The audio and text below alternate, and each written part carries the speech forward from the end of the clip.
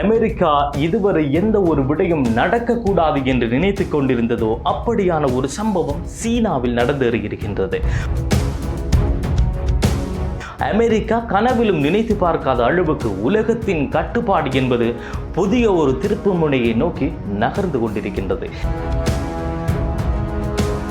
20ஆம் நூற்றாண்டுக்கு முற்பட்ட காலத்தில் உலக நாடுகளை எல்லாம் நிர்வகித்துக் கொண்டிருந்தது யூகேயாக தங்கியிருந்தது. அதற்கு பிறகு 20ஆம் நூற்றாண்டின் ஆரம்ப பகுதியில் பிரிட்டன் பலம் பொருந்திய நாடாக இருந்த போதிலும் ஜெர்மனியானது கொஞ்சம் கொஞ்சமாக தங்களுடைய பலத்தினை அதிகரித்துக் கொண்டிருந்தார்கள்.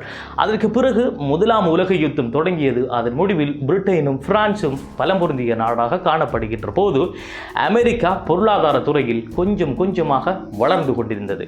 அதற்கு பிறகு இரண்டாவது உலக தொடங்குகின்றது. அதன் முடிவில் அமெரிக்காவும் சோவியத் யூனியனும் இதுவரை உலகில் பலம் பொருந்திய நாடுகளாக காணப்படுகின்றது. இதன் அடிப்படையில் இதற்கு பிறகு உலகத்தை யார் ஆளப் போகிறார்கள் என்பதற்கு போட்டியான பலவித சம்பவங்கள் தற்போது நடந்து கொண்டிருக்கின்றது.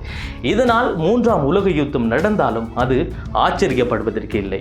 இப்போது இந்தியா, சீனா, ரஷ்யா போன்ற பலம் பொருந்திய நாடுகளை உள்ளடக்கிய ஒரு அமைப்பு புத்துணர்ச்சி பெற்றிருக்கின்றது.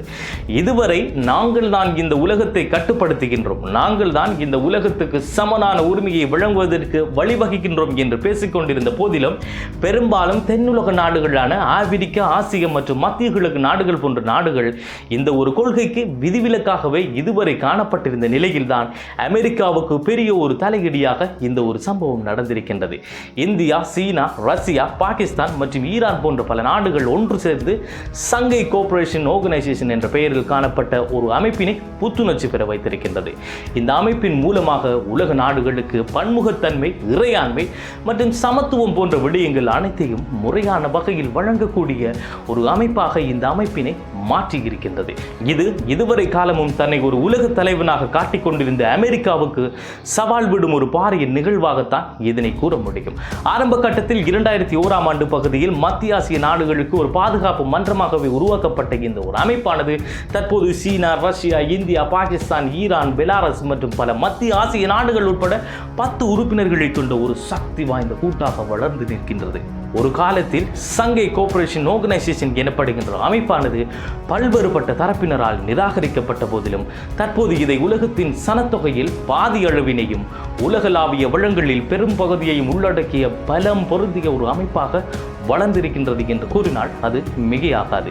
உண்மையில் சீனாவில் டியான்ஜின் நகரில் இடம்பெற்று முடிந்த SCO மாநாட்டில் ரஷ்ய ஜனாதிபதி புட்டின் மற்றும் இந்திய பிரதமர் மோடி உட்பட பல உலக தலைவர்கள் பங்கேற்றதோடு மட்டுமல்லாமல் அவர்களுடைய பார்வையில் அமெரிக்காவினுடைய கொள்கையை பல்வேறுபட்ட முறையில் விமர்சித்திருக்கின்றார்கள். அது தொடர்பாகவும் நாங்கள் கட்டாயம் பார்க்க வேண்டும்.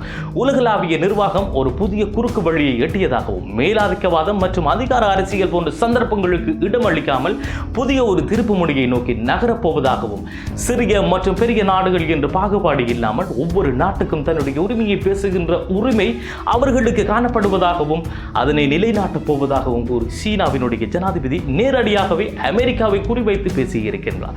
அத்தோடு இந்த ஒரு அமைப்பானது வெறும் விவாத பேச்சுவார்த்தைகளை மட்டும் கொண்டிராமல் உலக நாடுகளினுடைய உட்கட்டமைப்பு அபிவிருத்திகளிலும் கரிசனை கொண்டு நிதித்துறையிலும் ஒரு வலுப்பெற்ற அமைப்பாக இருக்கும் என்று கூறியிருக்கின்றார்.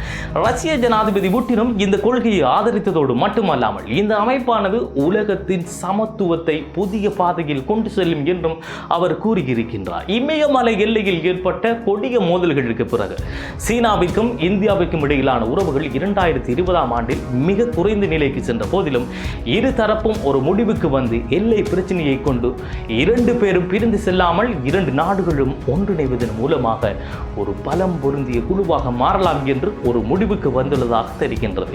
இந்தியாவினுடைய இப்படியான ஒரு நகர்வு இதனையே பிரதிபலித்து நிற்கின்றது.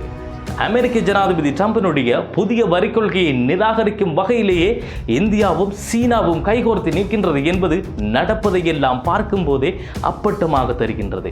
ஆப்பிரிக்க மற்றும் ஆசிய நாடுகள் போன்றவை அமெரிக்க ஆதிக்கம் கொண்ட IMF போன்ற நாடுகள் ஓரங்கட்டப்பட்டு வருகின்ற நிலையில் இப்படியான நாடுகளுக்கு கடன் வசதிகளை வழங்குவதன் மூலம் SCO மீதான நம்பிக்கையை சீனா வெற்றிகரமாக வளர்த்து கொண்டிருக்கின்றது.